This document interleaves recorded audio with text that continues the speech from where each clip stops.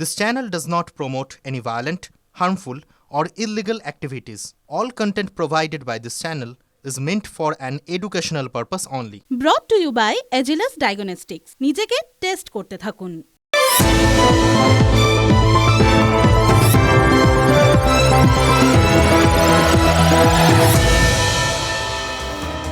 Nuclear শব্দটা প্রায় ১.৫ দশক পর আবার আলোচনায় ফিরে এলো, বুঝলেন তো? সেই শেষ শুনেছিলাম কবে, যখন সেই মনমোহন সরকার ওই নিউক ডিল বিতর্কে পড়তে পড়তে কোনো রকমভাবে সামলে নিল। সেই ২০০৯ সালের লোকসভা ভোট সেবারই শেষ শোনা। তারপর নিউক ডিলও ঠান্ডা ঘরে চলে গেছে, আর নিউক্লিয়ার এই নামটাই রাজনীতির রান্নাঘরে আর ঢোকারই সুযোগ পায়নি। সিরিয়াসলি বলছি, ভাবিনি এতদিন পর শব্দটা নিয়ে আবার আপনাদের সামনে আলোচনা করতে হবে, নাড়াচাড়া করতে হবে। এই নিউক্লিয়ার নিয়ে নাড়াচাড়া করা কিন্তু বেশ ঝুঁকি, যাই বলুন না কেন। সবাই জানেন, আপনারা এটা জানেন যে শুধু যে কোনো সময় বিস্ফোরণ ঘটে যেতে পারে তা নয়, ওই তেজস্ক্রিয় পদার্থ ধরলে কত রকম কি কেলেঙ্কারি হয় সেটা তো সবাই জানেন। আমরা যে বিষয়গুলো নিয়ে অবশ্য নাড়াচাড়া করি না, সেগুলো কিন্তু কম নিউক্লিয়ার নয়, ততটাই বিপজ্জনক, তবুও করি। আবার দেখুন, নিউক্লিয়ারের মানে হিসেবে যদি গোটা ব্যাপারটায় যান, তাহলে কিন্তু আর তার বিভিন্ন রাস্তা আছে, বিভিন্ন দিক আছে, খুব ইন্টারেস্টিং সাবজেক্ট। নিউক্লিয়ার মানেই কিন্তু ওই পদার্থবিজ্ঞানের নিউক্লিয়ার হতে হবে, ব্যাপারটা সেরকম না, অণুপরমাণুর ব্যাপার না, তার বাইরেও আরও অনেকগুলো জায়গা আছে, মানে আছে। ইংরেজি শব্দ নিউক্লিয়ার, এটা পদার্থ, আবার অপদার্থ, দুরকমই হতে পারে। যেমন নিউক্লিয়ার মানে একটা পরমাণু। নকশালবাড়িতে তৃণমূল নেতার বাড়িতে যে রহস্যময় পদার্থ উদ্ধার হয়েছে, পুলিশের সন্দেহ পদার্থটা তেজস্ক্রিয় মৌল ক্যালিফোর্নিয়াম হতে পারে। এবার ক্যালিফোর্নিয়াম কিন্তু মহামূল্যবান এক তরল বস্তু, তরল ধাতু, বিভিন্ন কাজে লাগে। আবার বিভিন্ন কাজগুলোর মধ্যে একটা তো পরমাণু বোমা তৈরিও হয়। ভাবতে পারছেন কার বাড়িতে কী জিনিস কী তৈরি হওয়ার জন্য মাথা ফাথা ঘুরে যাচ্ছে মশাই। নিউক্লিয়ার শব্দ সেটা এমনিতেই বিপজ্জনক, তারপর সেটা আবার এইভাবে আমাদের রাজ্যে একজন রাজনৈতিক নেতার বাড়িতে পাওয়া যাবে। রাজনীতি এমনিতে খুব তেজস্ক্রিয় আমাদের এখানে, কিন্তু বিষয়টার অভিঘাতটা ভাবতে পারছেন? অবশ্য অভিঘাতের এখানেই শেষ নয়। এটি যদি অন্য দিক থেকে দেখেন, মানে নিউক্লিয়ার শব্দের অন্য মানেটা ধরেন। নিউক্লিয়ার শব্দের আরেকটা মানে হচ্ছে আত্মকেন্দ্রিক, বিচ্ছিন্ন। যেরকম নিউক্লিয়ার ফ্যামিলি কথাটা আমরা কথায় কথায় বলি না, মনে আছে? ওই ছোট্ট ফ্যামিলি, আগে যৌথ পরিবার ভেঙে এখন সব ছোট ছোট, বা আমি, স্ত্রী, বাচ্চা, বাস গল্প শেষ। এই ভরতপুরে যে বিধায়ক তৃণমূলের হুমায়ুন কবির, তিনিও ওরকমই একটু নিউক্লিয়ার, বুঝলেন তো? মানে তৃণমূলের জয়েন্ট ফ্যামিলির জয়েন্ট থেকে ছিটকে যাবো করছেন। এখনও মাধ্যাকর্ষণ বা অন্য কিসের প্রভাব জানি না, ওখানে আকর্ষণটা মেনলি দলের ভেতর আর কি। তবু তার প্রভাবেই দলের চারপাশেই ঘুরপাক খাচ্ছেন, এখনও খাচ্ছেন, কতদিন খাবেন জানি না। আবার কি অদ্ভুত দেখুন, তার দল তৃণমূলও তো মনে হচ্ছে নিউক্লিয়ার হয়ে যাচ্ছে। ভাবছেন কি করে? আরে একটু পরিধিটা বড় করে দেখুন না। সংসদে ইন্ডিয়া ঐক্যের শরিকরা কেউই ছিল না, তৃণমূল একাই নিজেদের ইস্যুতে বিক্ষোভ দেখিয়েছে। পাশে শুধু ছিল আরেক নিউক্লিয়ার দল, আম আদমি পার্টি। বা এটা হতে পারে সব দল নিজেদের নিউক্লিয়ার ঘোষণা করে কংগ্রেসকেই নিউক্লিয়ার করে দিল। কত রকম দিক থেকে কত রকম বিশ্লেষণ এবং তার কত মানে হতে পারে, ভাবতে পারছেন? এরপর কংগ্রেসকে বাইরে রেখে সব দলগুলো যদি একজোট হয়ে যায়, তাহলে তো আবার অন্য জোট তৈরি হয়ে যাবে। বলে না যে কখন কে একা হয়ে যায়, একা এবং অনেকে, এটা কেউ বলতে পারে? মমতা বন্দ্যোপাধ্যায় তিনি শেষ পর্যন্ত কংগ্রেসকে কোন জায়গাটায় রাখবেন, একা রাখবেন না অনেকের মধ্যে রাখবেন, এর নোহাউটা মনে হচ্ছে এই পারমাণবিক নোহাউটা তারই হাতে আছে, নিউক্লিয়ার নোহাউ। আরও একটা জিনিস, ওই বললাম কার যে কখন কি হয়, কে যে কখন ছিটকে যায়, কেউ নিজের থেকে হয়, কাউকে করে দেওয়া হয়। এই বন্দ্যোপাধ্যায় পরিবারে যেমন, মানে মনে হচ্ছে সেখানেও তো এক সদস্য নিউক্লিয়ার হয়ে গেলেন, এক নাকি একাধিক, এটা নিয়েও তর্ক বিতর্ক চলতে পারে। এই সাম্প্রতিককালে এই যখন তৃণমূলের একটা ওলট পালট হলো গত কয়েকদিনে, এই মুখপত্র টুকুপত্র চেঞ্জ হয়ে গেল, কারোর নিরাপত্তা রক্ষী গেল, এ সমস্ত দেখে অনেকে ঠিক করেছিলেন, বা বিশেষ করে বিরোধীরা, তাদের মনে হয়েছিল ওই কোথাও গিয়ে কাউকে একটা আলাদা করা বা একা করার চেষ্টা হচ্ছে। আর এবার যে কথা বলছি সেখানে তো সত্যি মানে আর রাগঢাক গুড়গুড়ের কিছু নেই, পরিষ্কারভাবে তাই তো দেখা গেল। মমতা বন্দ্যোপাধ্যায়ের ছোট ভাই বেঙ্গল অলিম্পিক অ্যাসোসিয়েশনে কার্যত অস্তিত্বহীন হয়ে গেলেন, একা, কমপ্লিটলি একা। কে করলেন তাকে একা? তার বড় দাদা অজিত বন্দ্যোপাধ্যায়। তার হস্তক্ষেপেই নাকি নির্বাচনে হেরেছেন বাবন। তার মানে বেঙ্গল অলিম্পিক অ্যাসোসিয়েশনের পাশাপাশি কেউ কি নিজের পরিজনের মধ্যেও নিউক্লিয়ার হয়ে যাচ্ছেন নাকি? নিউক্লিয়ারে কিন্তু দেখুন কতটা ব্যাপ্তি, ছোটোর থেকে বড়, বড়োর থেকে মাঝারি, ঘর থেকে বাইরে, সর্বত্র রয়েছে। এতক্ষণ দেশের কথা বলছিলাম, বিদেশে তাকিয়ে দেখুন, প্রতিবেশী বাংলাদেশ, তারাও তো নিউক্লিয়ার বা বিচ্ছিন্ন হয়ে যাওয়ার মুখে। ব্রিটেন, আমেরিকায় ওই এখন যা চলছে এই বাংলাদেশে, যে মৌলবাদের উত্থান, তাদের দাপট, তার বিরুদ্ধে স্বর চড়তে শুরু করেছে।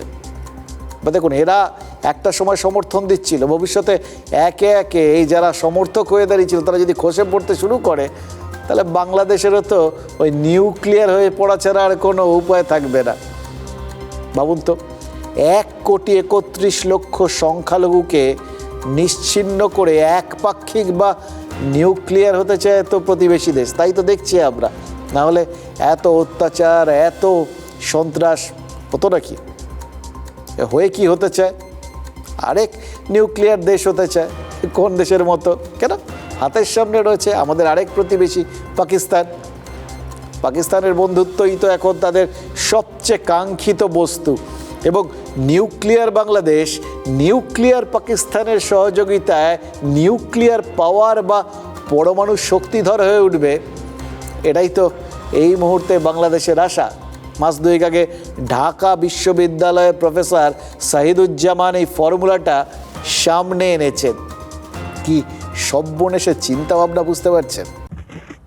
আজকের টেস্ট লাংসের টেস্ট, মানে ফুসফুসের টেস্ট। কার কত দম আছে তা বাহু দিয়ে নয়, ফুসফুস দিয়ে জানা যায়।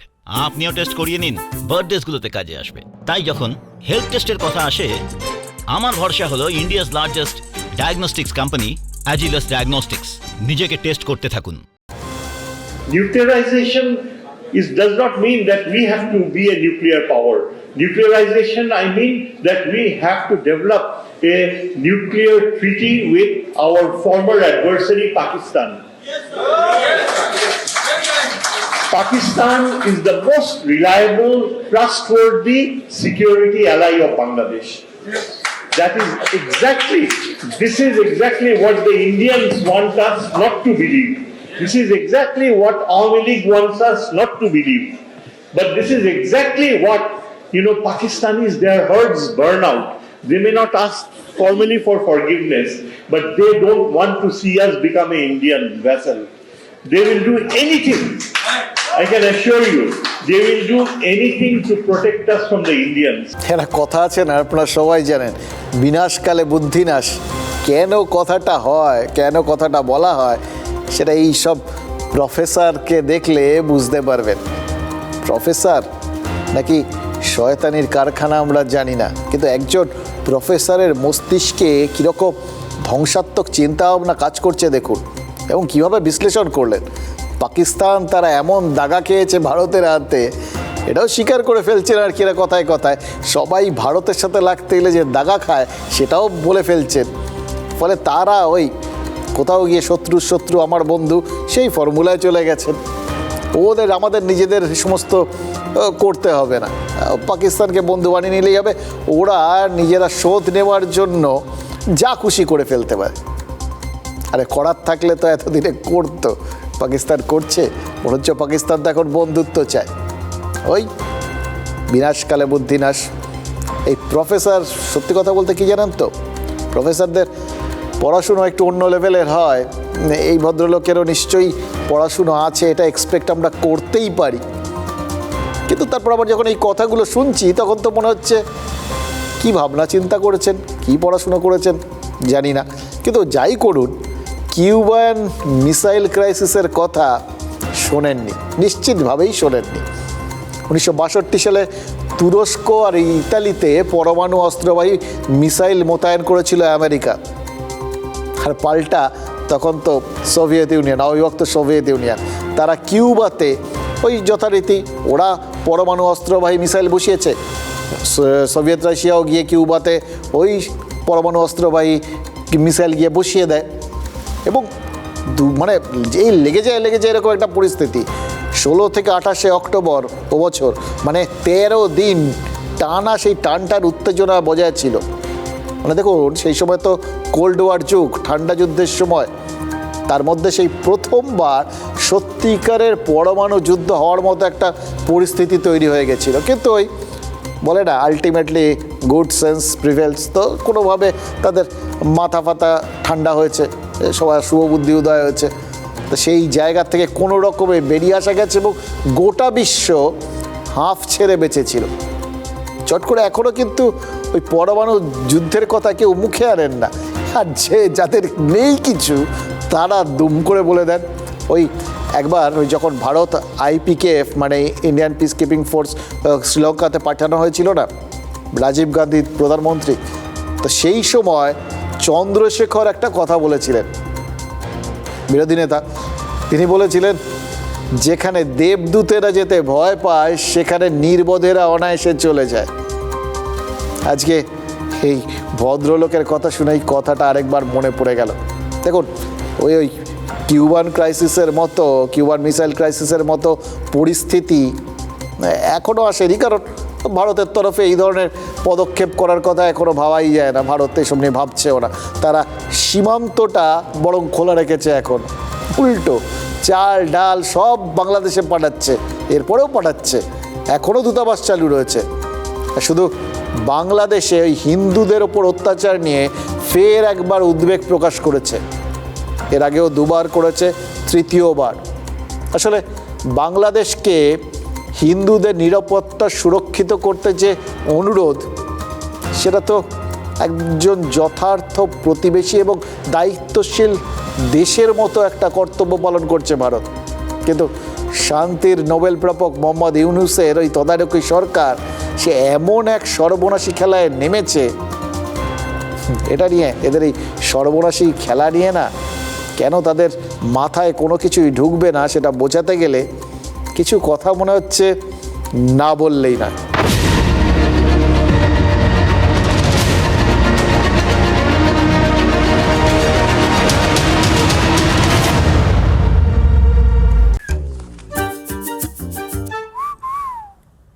প্রতিদিন নিজেকে টেস্ট করতে থাকা উচিত, কারণ টেস্ট করেই মানুষ ফিট থাকতে পারে। তাই যখন হেলথ টেস্টের কথা আসে তখন আমি ভরসা করি India's largest diagnostics company Agilus diagnostics. নিজেকে টেস্ট করতে থাকুন। রাখাইন প্রদেশে রোহিঙ্গা সম্প্রদায়ের ওপর হামলা নিপীড়ন, 10 লক্ষ মানুষকে দেশ ছাড়া হতে বাধ্য করা, এই অভিযোগে মায়ানমারের জুন্টা সরকারের বিরুদ্ধে গ্রেফতারি পরোয়ানা জারি করেছে আন্তর্জাতিক ফৌজদারি আদালতের প্রসিকিউটর করিম খান। 27 তারিখ এই গ্রেফতারি পরোয়ানাটা জারি হয়েছে। এবার সেটা নিয়ে বাংলাদেশের জামাত কিন্তু আনন্দে আত্মহারা, কারণ ওই রোহিঙ্গাদের বিরুদ্ধে যারা ব্যবস্থা নিয়েছিল তারা শাস্তি পাচ্ছে। মুশকিল কি জানেন, ওই জামাত শিবিরে বোধহয় জীবনের অঙ্কটা শেখানো হয় না। 2016-17 সালে দমনপীড়নের জন্য আজ গ্রেফতারি পরোয়ানা জারি হচ্ছে, তাহলে আজ বাংলাদেশে যে দমনপীড়ন হচ্ছে তার বিচারও তো যে কোনো দিন হবে, যে কোনো সময় হবে, পার পাবে। 10 লক্ষ রোহিঙ্গার ওপর অত্যাচার যদি অপরাধ হয়, 1,30,00,000 হিন্দুর ওপর অত্যাচার সেটা অপরাধ নয়। আজ মায়ানমারের জুন্টার প্রধান ICCর নিশানায়, কাল বাংলাদেশের তদারকি সরকারের প্রধান শাস্তির মুখে পড়বেন না তো? এটা নিশ্চিত করে কেউ বলতে পারবেন, কেউ গ্যারান্টি দিতে পারবেন? এমনকি মোহাম্মদ ইউনুস নিজে বলতে পারবেন? আর মজা কি জানেন তো, এই শান্তির নোবেলটা এমন অদ্ভুত জিনিসটা, কালকে বলছিলাম, যখনই কেউ পান এবং পেয়ে তিনি যখন ওই কোথাও গিয়ে কোনো সরকারের ওই তদারকি সরকারের প্রধান পৃষ্ঠপোষক হয়ে বসেন, তাকে নিয়েই তো প্রশ্ন উঠে যায়।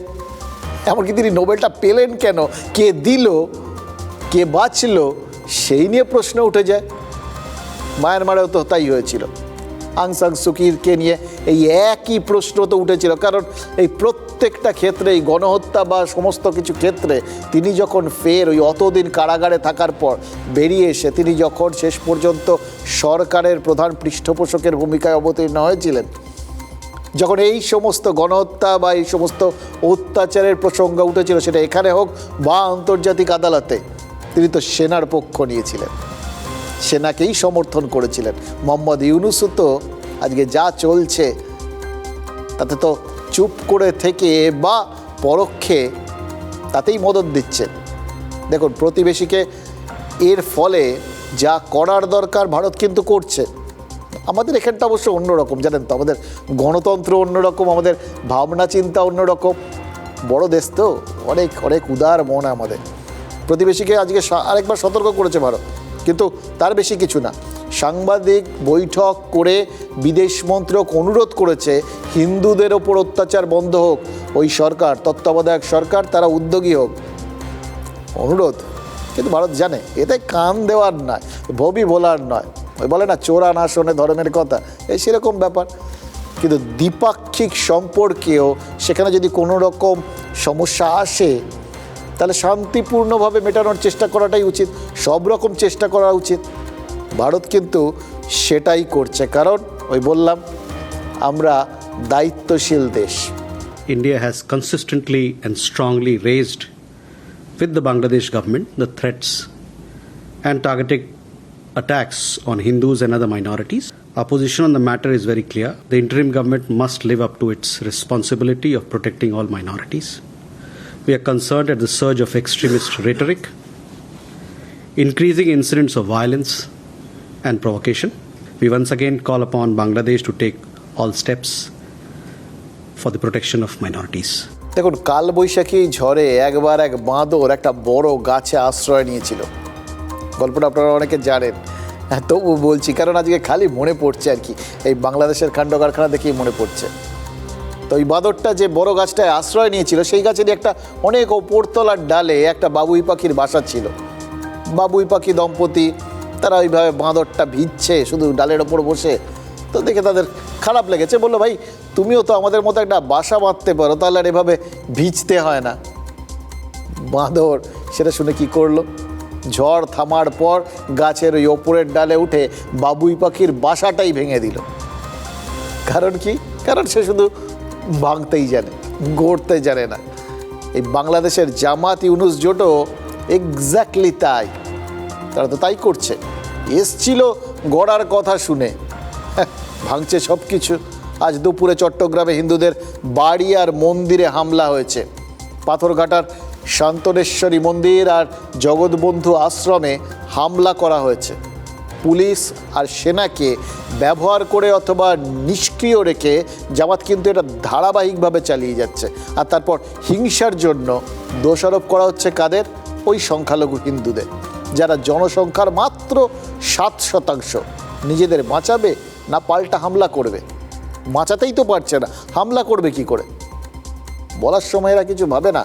শুধু তাই নয়, এই যে আইনজীবী সৈফুল ইসলাম, যিনি ওই যেদিন যে চিন্ময় প্রভুকে ধরা হয়েছিল, গ্রেফতার করা হয়েছিল এবং তারপরে ওই আদালতে পেশ করা হয়েছিল, সেদিন আদালতের সামনে যে গণ্ডগোল হয়েছিল তাতে লাঠির ঘায়ে, পুলিশের লাঠির গায়ে মারা গেছিলেন। তার মৃত্যুর জন্যও কাদের দায়ী করা হয়েছে জানেন? হিন্দুদের। বলা হয়েছে যে ওই সৈফুল তাকে নাকি ওখানে যারা চিন্ময় দাসের অনুগামী তারা মেরে দিয়েছে। অথচ সৈফুল চিন্ময় দাসকে ছাড়ানোর চেষ্টা করছিলেন, তাকে হিন্দু বলে মনে করা হয়েছিল, তাই হত্যা করা হয়েছিল। কিন্তু যেই জানা গেল নাম সৈফুল, অমনি তার দায় চিন্ময়ের অনুগামীদের ওপর চাপানো হলো। 7 যুবককে এর জন্য গ্রেফতার করা হয়েছে, আর তারা প্রত্যেকে সংখ্যালঘু হিন্দু। আচ্ছা ভাবুন তো, কেউ কখনো নিজের আইনজীবীকে হত্যা করে? কিন্তু বাংলাদেশে তদন্তের নামে তো এটাই চলছে। ওই মৌলবাদী গোষ্ঠী হিফাজতে ইসলাম, তারাই তো ইসকনকে নিষিদ্ধ করার দাবি জানিয়েছে।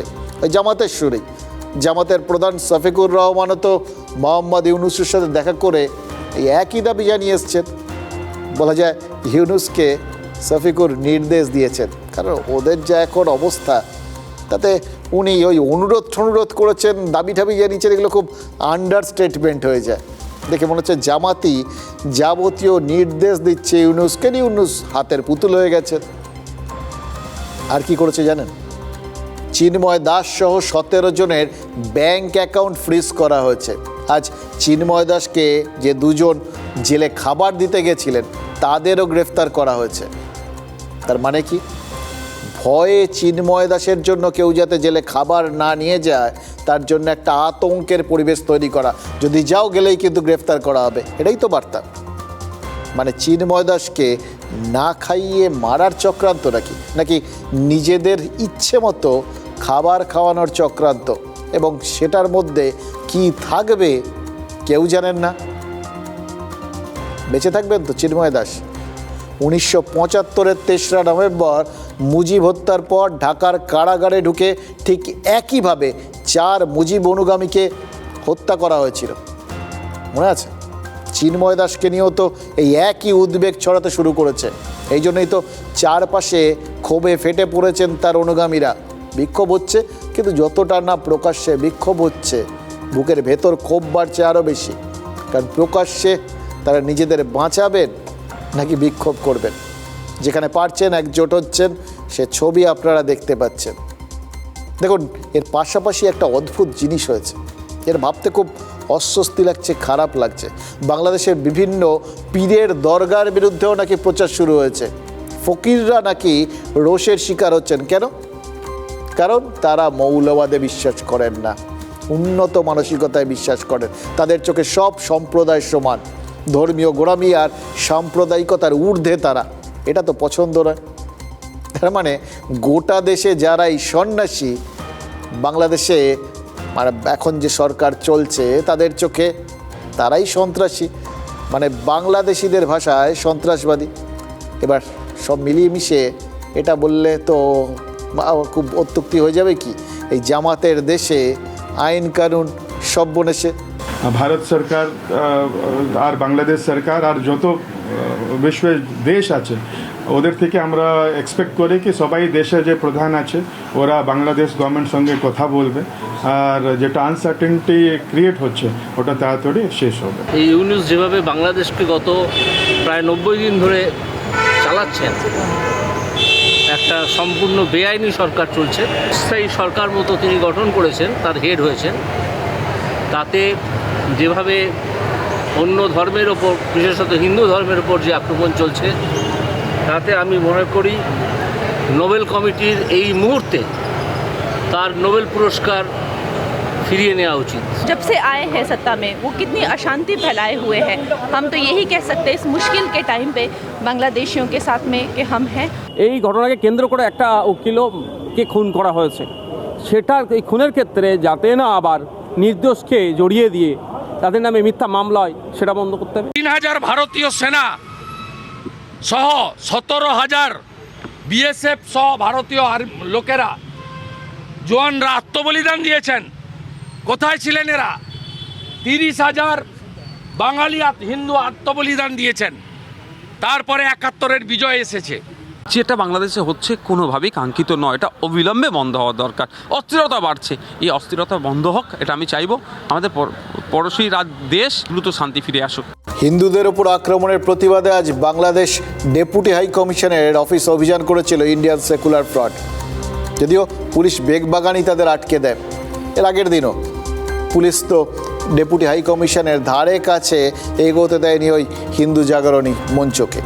দেখুন, ডেপুটি হাই কমিশনের নিরাপত্তা সুনিশ্চিত করাটা কলকাতা পুলিশের দায়িত্ব, কিন্তু এই মিছিল যদিও আটকে যাচ্ছে, বার্তাটা কি আটকাচ্ছে? সেটা নিশ্চয়ই বাংলাদেশে পৌঁছচ্ছে।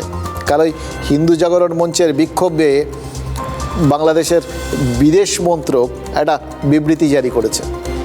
বলেছে যে ওখানে এইভাবে তারা দেখেছেন যে আক্রান্ত হওয়ার মতো একটা পরিস্থিতি তৈরি হয়েছিল। এটাকে তারা তীব্র নিন্দা করছেন। ভারতকে অবিলম্বে, ভারত সরকারকে অনুরোধ করেছেন অবিলম্বে ব্যবস্থা নিতে, যাতে তাদের এই বিভিন্ন দূতাবাস বা এ সমস্ত সম্পর্কে এরকম ক্ষোভ বিক্ষোভ এইগুলো বন্ধ হয় আর কি। তাদের এই বিবৃতি দেখতে দেখতে খুব মজা লাগছিল, জানেন তো। এটাও জানতে ইচ্ছে করছিল যে কালকে আইএসএফের বিক্ষোভ নিয়ে আবার কোনো বিবৃতি দেয় কিনা। দেখুন, একটা জিনিস তো পরিষ্কার যে বাংলাদেশ ভারতের সাথে কূটনৈতিক যুদ্ধে জড়াতে চাইছে, কিন্তু এই চিঠিগুলো লিখে যেখানে ভারতে ওই বাংলাদেশের হাই কমিশনের ওপর ভারত কোনো আঁচ আসতে দেয়নি, এক্ষেত্রে কলকাতা পুলিশ নিজেদের রক্ত দিয়ে আটকেছে, ত্রিসীমানায় আঁচ পড়েনি, তারপরে এই চিঠি লেখার মানে কি? তাদের হাই কমিশনের ওপর তো কোনো আঁচ পড়েনি, নিজেদের দেশে তারা সংখ্যালঘু হিন্দুদের কি সেই নিরাপত্তা দিতে পেরেছেন? এ দেশে এ রাজ্যে কলকাতা পুলিশ তাদের নিজেদের রক্ত দিয়ে নিজেদের ঢাল হিসেবে ব্যবহার করে ওই বাংলাদেশ দূতাবাসকে বাঁচিয়েছে। তারা কেন সেভাবে নিজেদের দায়িত্বটা পালন করছেন না? একটা যথার্থ সরকার, তাদের যা কাজ সেটা আমাদের রাজ্যে আমাদের সরকার করেছে। আপনারা আপনাদের দেশে সেই সরকার আছে তো, তত্ত্বাবধায়ক সরকার হলো সরকার তো আছে, সেনা আছে, নিজেদের দায়িত্ব পালন করছেন না কেন? বিশ্বজুড়ে যে বাংলাদেশকে নিয়ে নিন্দার ঝড় বয়ে যাচ্ছে, এইভাবে সংখ্যালঘুদের ওপর অত্যাচার নিয়ে সবাই যে সরব হয়েছে, সেটা একটা জায়গায় না, পরপর বিভিন্ন দেশে। কোথায় কোথায় নিজেদের উদ্বেগ প্রকাশ করবে বাংলাদেশ? তারা তাদের দেশে সবাই উদ্বেগে রয়েছেন, তারা অন্য জায়গায় নিজেরা নিরাপদে থেকেও ওই মাল্য করে বাচ্চাদের মতো কান্নাকাটি করছেন।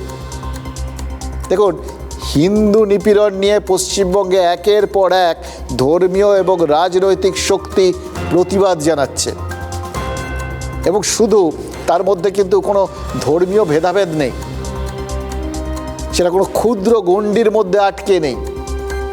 সমস্ত দল, সমস্ত পার্টি, সমস্ত সংগঠন, সমস্ত সম্প্রদায় এক হয়ে প্রতিবাদ জানাচ্ছে। আপনি বুঝতে পারছেন আমাদের এখানে গণতন্ত্র কতটা শক্তিশালী, আমাদের এখানকার মানসিকতা কতটা পরিণত মনস্ক। এটা নিশ্চয়ই ওই জামাতের পুতুল বাংলাদেশের তদারকি সরকারের কাছে খুব একটা স্বস্তিদায়ক বার্তা না, যে বৃহত্তর পরিকল্পনা নিয়ে জামাতে এগোবে ভেবেছিল, যে পরিকল্পনার কথা বারবার সোশ্যাল মিডিয়ায় ভাসিয়ে দিয়ে তারা এই পাশে অশান্তি ছড়ানোর চেষ্টাটা করেছে, দেখেছি তো আমরা। কিন্তু সেই পরিকল্পনা তো মাঠে মারা যাচ্ছে। তাসলিমা নাসরিন তিনি বাংলাদেশের ওই জামাত সমর্থকদের কি প্রশ্ন করেছেন জানেন? বলেছেন ভারত যদি চাল ডাল বন্ধ করে দেয় বাংলাদেশ খাবেটা কি? ভারত জল বন্ধ করে দিলে বিদ্যুৎ পাবে কোথা থেকে? বাংলাদেশে তো জামা কাপড় ছাড়া আর কোনো কিছুরই কারখানা নেই, সবই তো আমদানির ওপর নির্ভরশীল। চীন দেবে? চীন এই রকম পরিস্থিতিতে ভারতকে চটিয়ে বঙ্গোপসাগরে জাহাজ ঢোকাবে? বিশেষ করে সেই সময় যখন ডোনাল্ড ট্রাম্প আমেরিকার কুর্সিতে বসতে চলেছেন।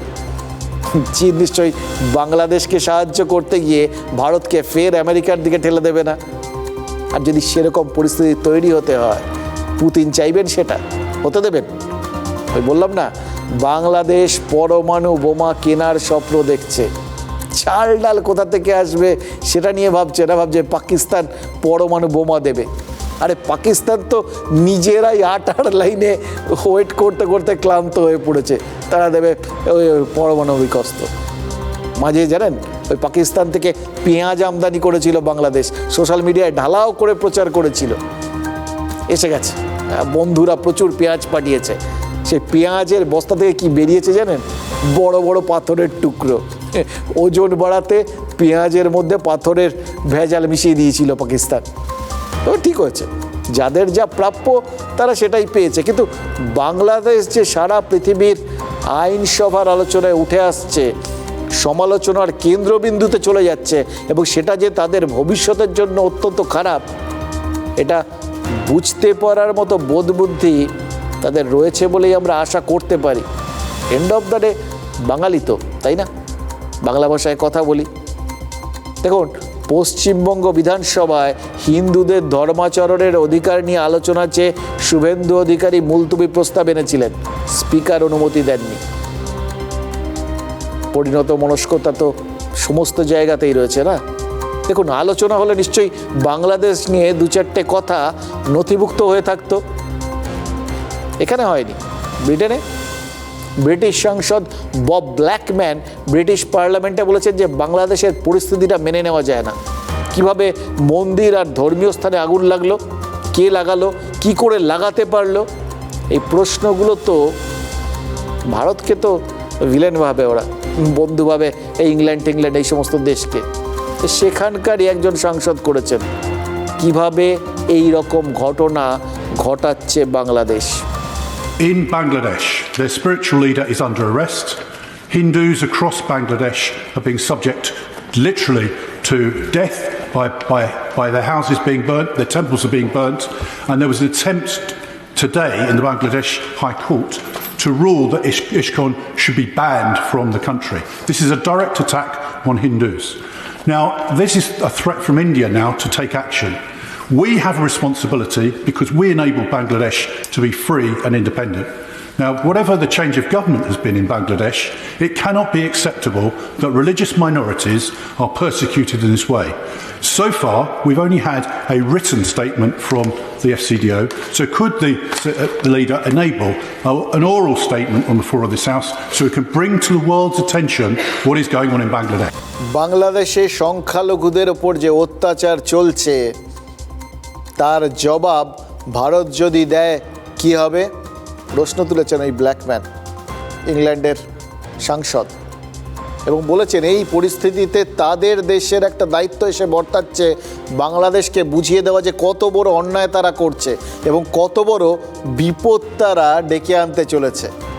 মানে তারাও ওই সমুদ্র পাড়ে বসে বুঝতে পারছেন যে এদের বুদ্ধিভ্রংশ হয়েছে, মাথা ফাতা কাজ করছে না, নিজেদের সর্বনাশের পথে নিয়ে যাচ্ছে।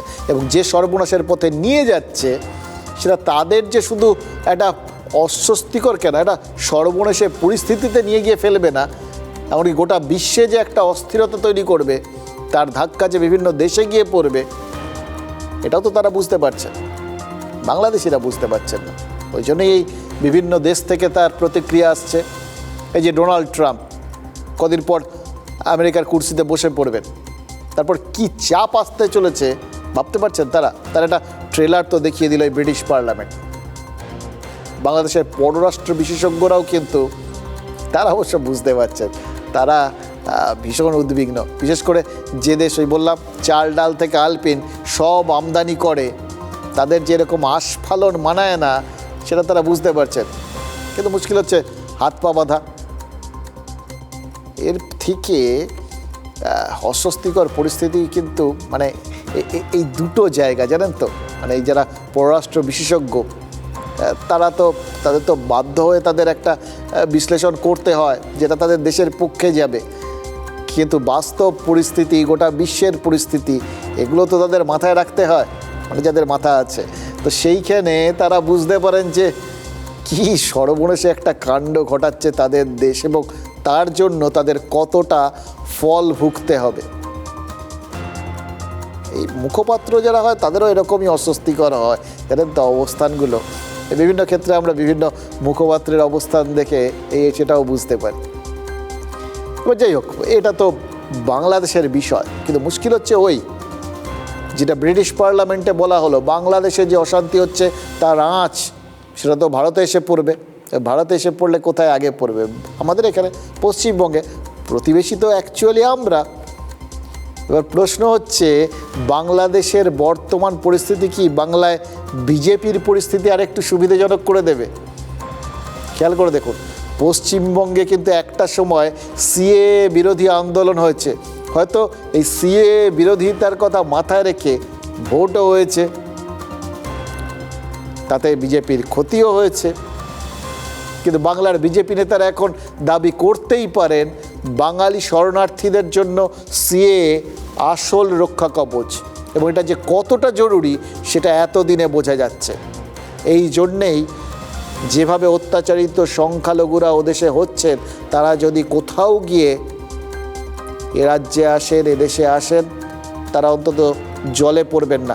এবার খেয়াল করে দেখুন, এইভাবে ছিন্নমূল হয়ে আসা মানুষের স্রোত একটা সময় কিন্তু বাংলাদেশ থেকে এ রাজ্যে এসছিল। তাদের যে কি অবর্ণনীয় সব পরিস্থিতির মধ্যে দিন কাটাতে হয়েছে অনেকে জানেন, নিজেদের বাবা ঠাকুরদাদের কাছ থেকে সেই গল্প শুনেছেন তারা। ফলে সেই পরিস্থিতি আর কারোর হোক কেউ চাইবেন না। যাদের ওপার থেকে আসতে হয়নি, যারা এপার বাংলাতেই ছিলেন, তারাও জানেন যে মানুষগুলো কি কষ্টের মধ্যে দিয়ে গেছে।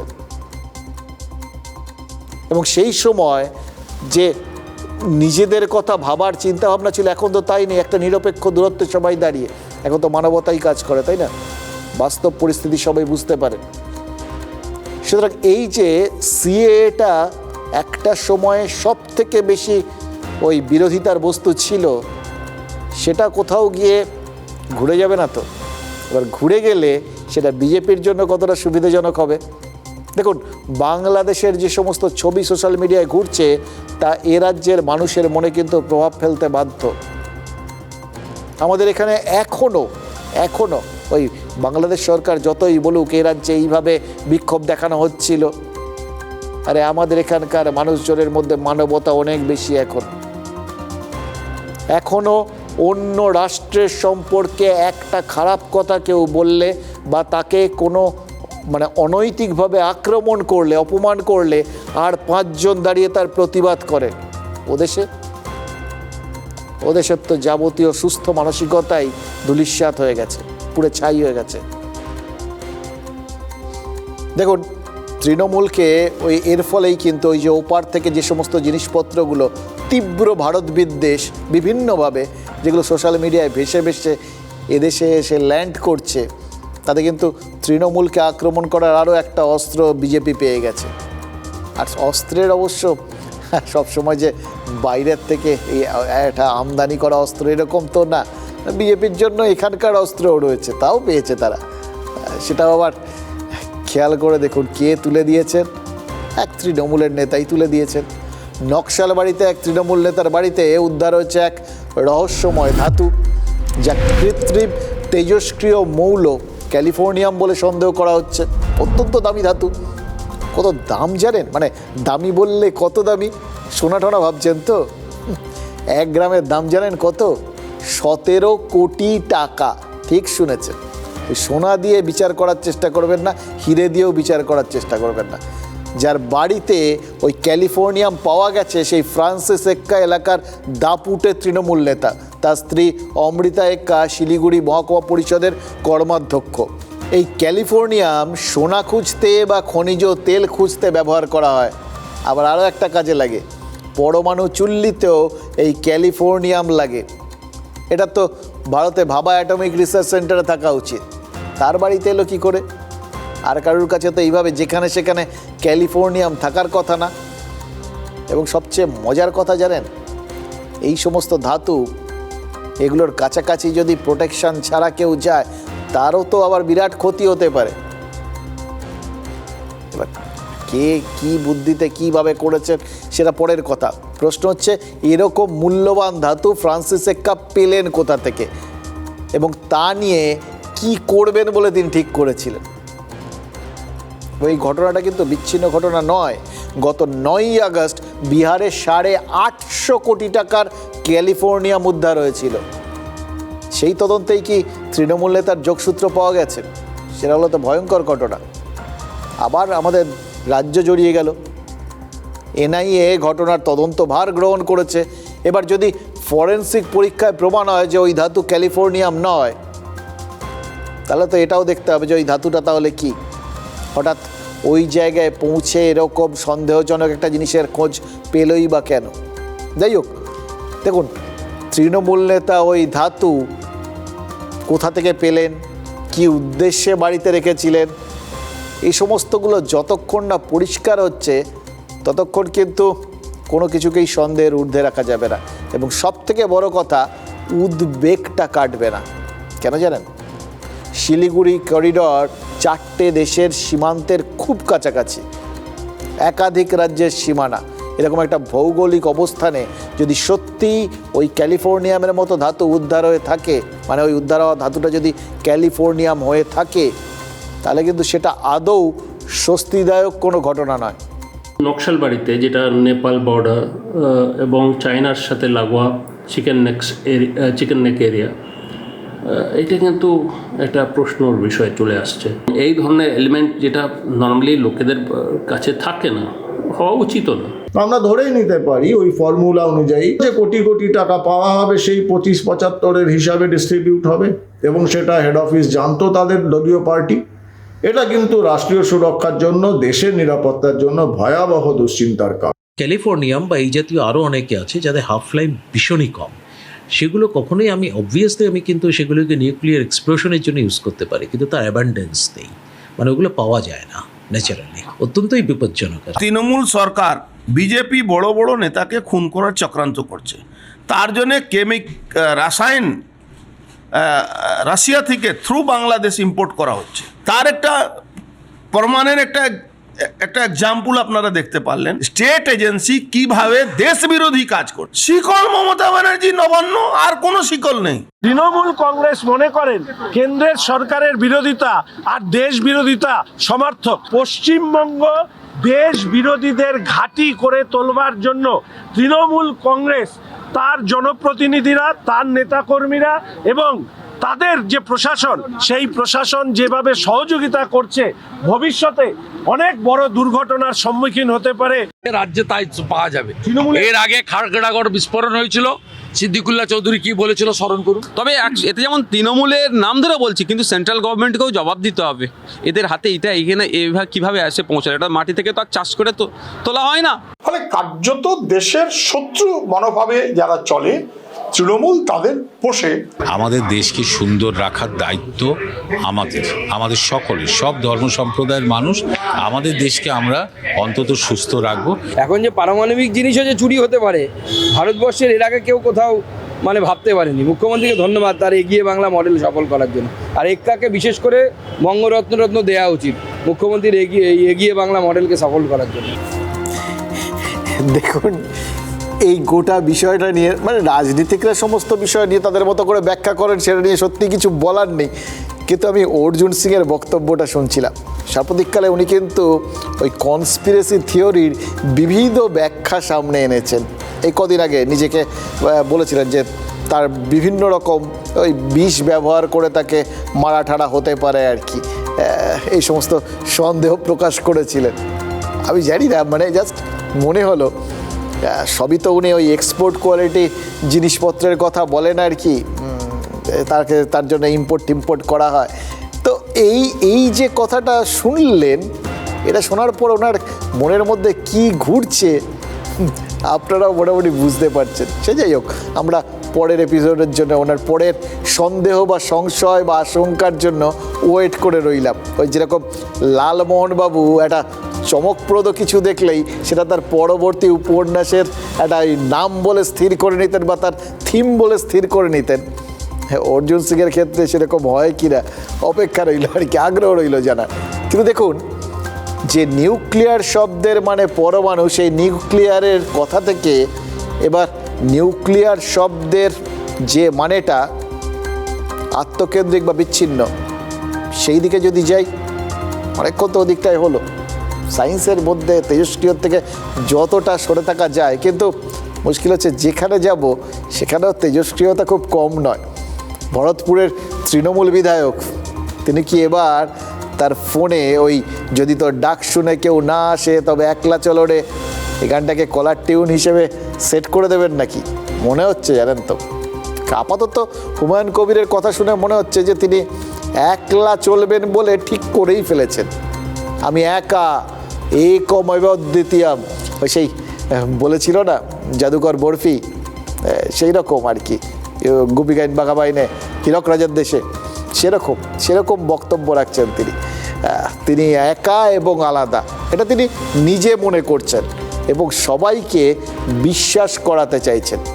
প্রথমে অভিষেক বন্দ্যোপাধ্যায়কে উপমুখ্যমন্ত্রী আর পুলিশ মন্ত্রী করার প্রস্তাব, আর তারপর অভিষেক বন্দ্যোপাধ্যায়কে কোণঠাসা করা হচ্ছে বলে অভিযোগ করে তৃণমূলকে জারপোনাই অস্বস্তির মধ্যে ফেলে দিয়েছিলেন, এটা তো আপনারা দেখেছেন। সেই অস্বস্তিটা এতটা চাগার দিচ্ছিল যে কুণাল ঘোষের মতো নেতা বলতে বাধ্য হয়েছিলেন যে কথাগুলো দলের ভেতর বললে ভালো হয় সেগুলো বাইরে বলে হুমায়ুন কবির দুটো বিপদ ডেকে আনছে। দুটো বিপদ বললেন বটে, কিন্তু খেয়াল করে দেখুন কুণাল ঘোষ বলেননি যে হুমায়ুন কবির খুব অন্যায় কোনো কথা বলেছেন, বলেননি যে কথাগুলো তার একদম বলা উচিত হয়নি, বলেছেন বাইরে বলা উচিত হয়নি। মানে হুমায়ুনের দাবি তার কাছে একদম উড়িয়ে দেওয়ার মতো কিছু নয়, মনে মনে হয়তো টিউন আছে আর কি, একই জায়গায় হয়তো চিন্তাভাবনাটা, কিন্তু তাহলে বিরক্ত কেন তিনি? ওই দুটো কারণ, এক হুমায়ুন বিরোধীদের বলার সুযোগ করে দিচ্ছেন, আর দুই দলের ভেতরেই বিভ্রান্তি বাড়াচ্ছেন। এবার ভুললে চলবে না কিন্তু কুণাল ঘোষ নিজে হুমায়ুন কবিরের থেকে অনেক বেশি অভিষেকপন্থী, এটাও হতে পারে জানেন তো, আমার থেকে এগিয়ে গেল এরকম ভাবনা।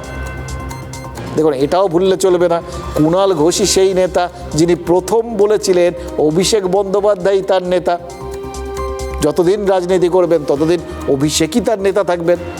এটাও বলেছিলেন যে অভিষেক 2036-এ মুখ্যমন্ত্রী হবেন। এবার ঘটনা হচ্ছে এগুলো সবই কুণাল ঘোষ বলেছিলেন, কিন্তু তাকে তো তার দল শোকজ করেনি। তাহলে হুমায়ুন কবিরকে কেন করলো? এক্ষেত্রে বুঝতে হবে, হয় হুমায়ুন কবির ভুল সময়ে দাবিগুলো তুলেছেন, সেক্ষেত্রে কুণাল ঘোষের থেকে তার ওই রাজনীতির টাইমিংটা শেখা উচিত, আর নয়তো এটা হতে পারে যে একটু বেশি শৃঙ্খলা ভঙ্গ করে ফেলেছেন আর কি, এতটা শৃঙ্খলা ভঙ্গ করা উচিত হয়, অল্প বিস্তর ঠিক আছে। তাই বিষয়টা অনেক সিরিয়াসলি নিয়েছিল তৃণমূল। দেখুন সিরিয়াস যদি ব্যাপারটা না হয়, স্বয়ং মুখ্যমন্ত্রী কি হুমায়ুন কবিরকে বিধানসভায় নিজের চেম্বারে ডাকতেন? মমতা বন্দ্যোপাধ্যায় কি জানতে চাইতেন যে কেন শোকজের জবাব দিতে হচ্ছে তাকে, কেন দিচ্ছেন না তিনি, কেন এত বেশি কথা বলেন হুমায়ুন, এগুলো কি বলতেন? তবে অরণ্যের রোদন বলে একটা কথা আছে না, এটা মাঝে মধ্যে রাজনীতির ক্ষেত্রে খুব কাজে লেগে যায়। আজকে তো আরও বেশি করে মনে পড়ছে, আপনাদেরও পড়বে।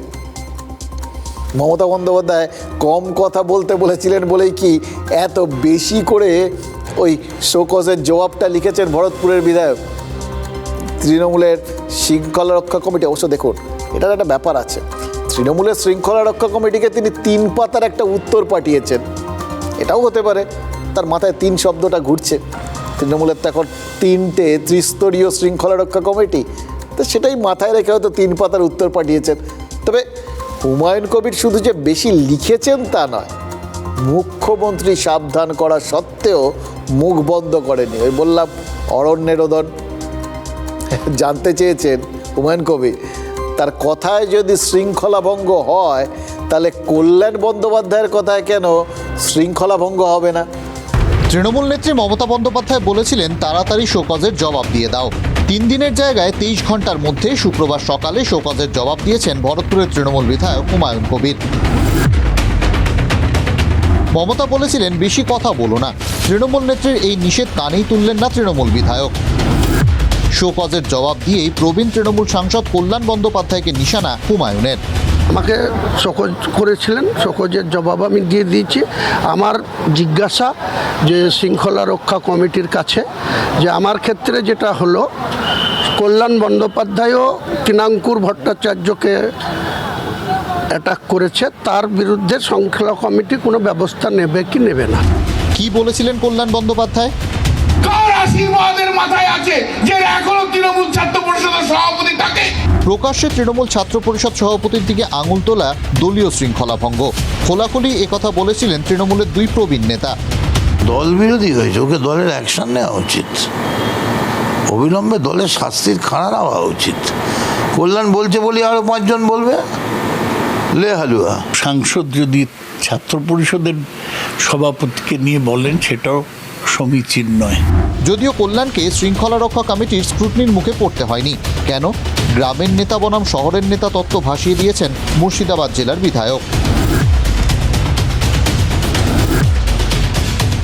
গ্রামীণ এলাকার মানুষ আমরা, মুর্শিদাবাদের গ্রামীণ এলাকার কৃষক পরিবারের ছেলে, তারা কোনো কথা বললে তাদের ক্ষেত্রে ডিসিপ্লিনারি কমিটির অ্যাকশন হবে। আর যারা বিশেষ করে ভবানীপুর কেন্দ্রের এলাকায় বসবাস করে, কলকাতা কেন্দ্রিক যারা থাকে, তাদের ক্ষেত্রে নিয়ম এক হবে। এর বিচারের ভার আম জনতার কাছে নিয়ে যাব আমি। গ্রামের জমি আন্দোলনের ফসল ঘরে তুলে সরকারে আসা তৃণমূলে নাকি গ্রামের নেতারাই অবহেলিত। হুমায়ুনের শব্দে শব্দে বিস্ফোরণ। গ্রামের বিধায়করা অনেক ক্ষেত্রে অবহেলিত, আমি এটুকু বলবো।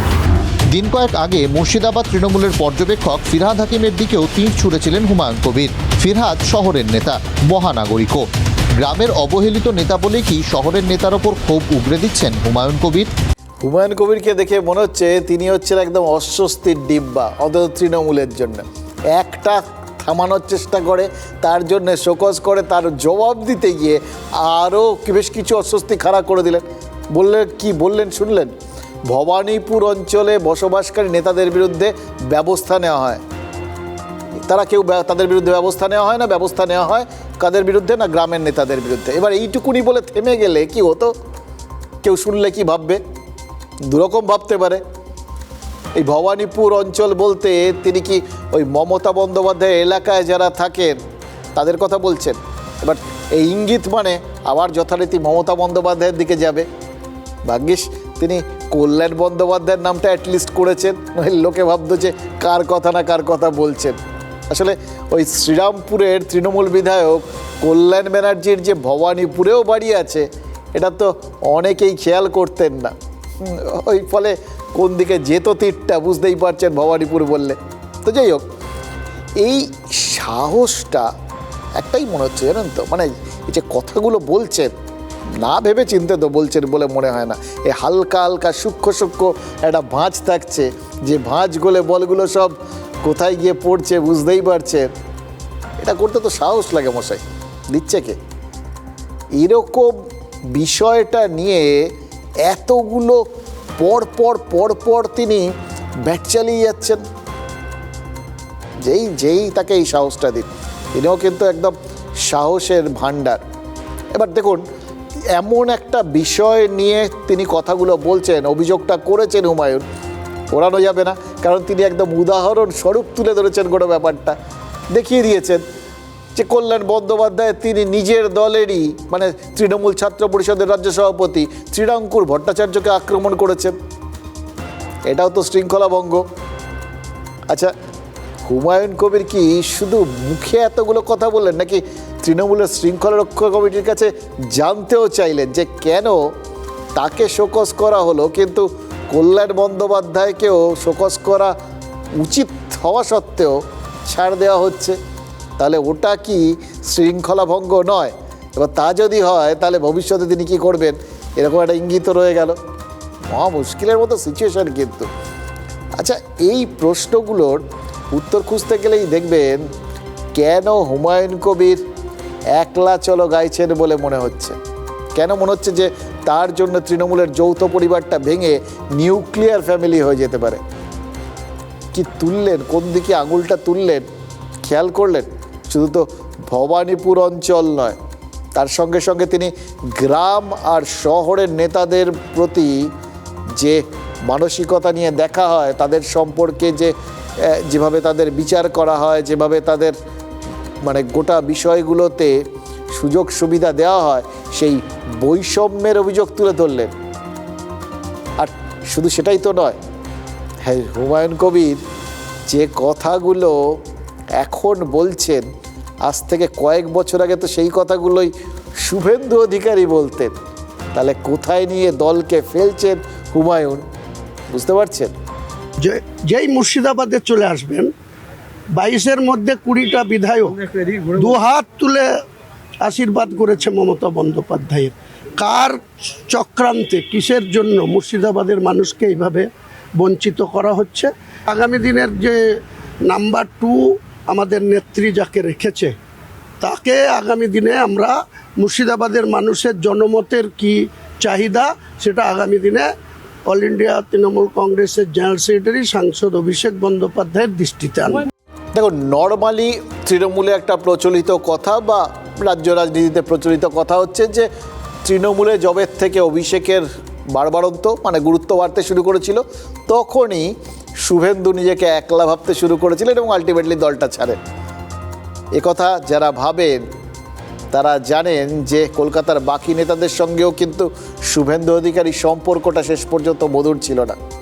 অভিষেকের উত্থানের আগে ওই মন্ত্রিসভায় পার্থ চট্টোপাধ্যায় এবং ফিরহাদ হাকিমের গুরুত্ব শুভেন্দুর চোখে লাগতো। বিজেপিতে যোগ দেওয়ার পরেও কিন্তু শুভেন্দু অধিকারী বারবার অভিযোগ করেছেন মমতা বন্দ্যোপাধ্যায় তৃণমূলে ওই জেলার নেতাদের বঞ্চিত করেন, কলকাতার নেতাদের মন্ত্রিসভায় সুযোগ দেন, এগোনোর সুযোগ দেন। এবার শুভেন্দুর তৈরি ন্যারেটিভ তৃণমূলের নেতারা কি বিশ্বাস করেন, এই প্রশ্ন তো উঠবে। এবার দেখুন, বিশ্বাস যদি নাই করবেন তাহলে হুমায়ুন কবির প্রায় একই সুরে এই অভিযোগটা করলেন কেন, অথবা হুমায়ুন কবিরের অভিযোগটা কেন একই সুরে হয়ে গেল? দুটো কারণ হতে পারে। এক, তিনি শুভেন্দু অধিকারীর কথাগুলো শুনেই কথাগুলো বলছেন, মনে মনে বিশ্বাস করছেন, একমত। আর নয়তো শুধু বিরোধী দল নেতার কথার সূত্র নয়, তার কাছে বক্তব্যের সপক্ষে নির্দিষ্ট পরিসংখ্যানও আছে। পরিসংখ্যান জোগাড় করাটা তো খুব কষ্টের কাজ নয়, সামান্য পরিশ্রম করলেই পাওয়া যায়। আমরা আপনাদের জন্য সেই কাজটা করে দিচ্ছি। ধরুন, কলকাতার মুর্শিদাবাদে মোট কটা বিধানসভা আসন আছে এটা জানতে হবে, আর জানতে হবে কোন জেলার থেকে কতজন মন্ত্রী হয়েছে। কলকাতা পুরসভা এলাকায় বিধানসভা রয়েছে 17টা। এই 17টা বিধায়কের মধ্যে মানে 17 জন বিধায়কের মধ্যে মন্ত্রী আছেন 6 জন, 8 জন। পার্থ চট্টোপাধ্যায় জেলে না গেলে আর সাধন পাণ্ডে তিনি মারা গেছেন, না হলে সংখ্যাটা আরও বেশি হতো। সেখানে মুর্শিদাবাদে 22টা বিধানসভা, এতজন বিধায়ক, একজনও পূর্ণমন্ত্রী নেই। অত বড় জেলায় প্রতিমন্ত্রী মাত্র একজন। রঘুনাথগঞ্জের আখরুজ্জামান মুর্শিদাবাদ সেই ভাগ্যবান বিধায়ক যিনি মমতা বন্দ্যোপাধ্যায় মন্ত্রিসভায় ঠাঁই পেয়েছেন। মানে কলকাতায় 6 জন আর হুমায়ুন কবিরের জেলায় মাত্র একজন প্রতিমন্ত্রী। ভরতপুরের বিধায়ক কি তার মানে কৌশলে দলকে বার্তা দিচ্ছেন 2026-এ অভিষেক বন্দ্যোপাধ্যায়কে শুধু পুলিশ মন্ত্রী বা উপমুখ্যমন্ত্রী করলেই হবে না, মুর্শিদাবাদে ঠিকঠাক একজন মন্ত্রীও দিতে হবে, পূর্ণমন্ত্রী বা একাধিক মন্ত্রী, বা অথবা সব জায়গাতেই ওই বিধায়ক সংখ্যার অনুপাতে মন্ত্রী করা দরকার, তবে দল টিকবে। দেখুন, যে জিনিসগুলো পরিসংখ্যানের পরিপ্রেক্ষিতে হয়, উঠে আসে, মানে হুমায়ুন কবিরের এই কথাগুলো, এগুলো কি তৃণমূল খুব হালকাভাবে নিতে পারবে?